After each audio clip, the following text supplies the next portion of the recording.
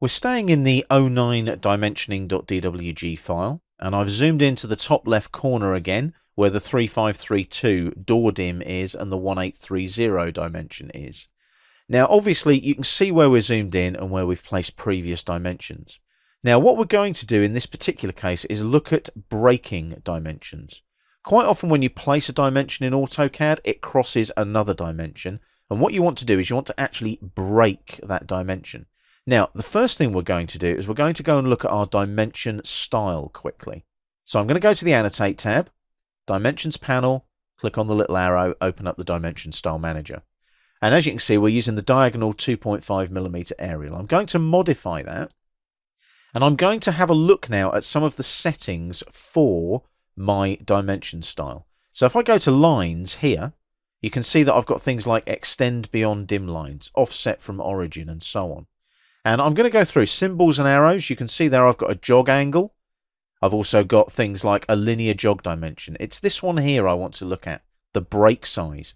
I'm going to make that smaller. At the moment it's 3.75mm. It's quite big.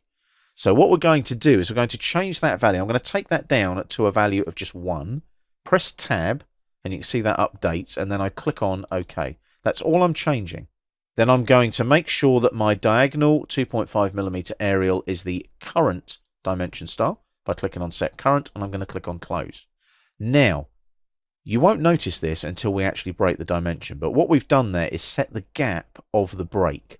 We need to place a linear dimension now. So staying in the Annotate tab, I go up to the Dimensions panel, click on the flyout like we've done before, Linear Dimension, make sure you're on the right layer with the right dimension style. Make sure your object snaps are on. So I'm going to use this intersection of the grid lines here, click once. My second extension line origin is going to be the intersection snap on the swings of the 2 double doors there. So I click there and just drag the dimension up. Don't do the vertical one, you want the horizontal dim like that, the 4446 one. Take it up just underneath the 3532 dim and click. So there's our dimension all set up there ready to go. Now, the reason I've placed it there is this one is now crossing this one. So we need to break this one to allow the extension line there to obviously not clash with the dimension line of that one. And it's very quick and easy to do. You go to the Dimensions panel on the Annotate tab on the ribbon, and it's up here. It's this little icon here, Dim Break. Come into the drawing area, and with the pick box, you select the dimension to add or remove the break to. So I select that one there. That's the one I'm adding the break to. And then I have to select the object to break the dimension. That's the 3532 dim there. I click there, like so, and there's the little break in place. Can you see it there? There's a little break there. Now, the lovely thing about this is that, as you can see there, it's a little break, but the actual dimension is still a dimension. So if I hit escape a couple of times, that is still a whole dimension, even though it's got the break in it. It's a really, really nice tool.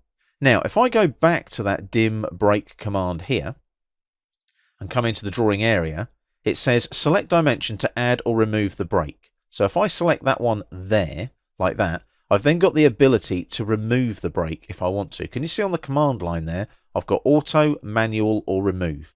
So if I now just right click and remove the break, it takes the break away. So it may be that I edit this dimension somehow and the break is not required. So it's very quick and easy to add a break or remove a break using that dim break command in AutoCAD 2017.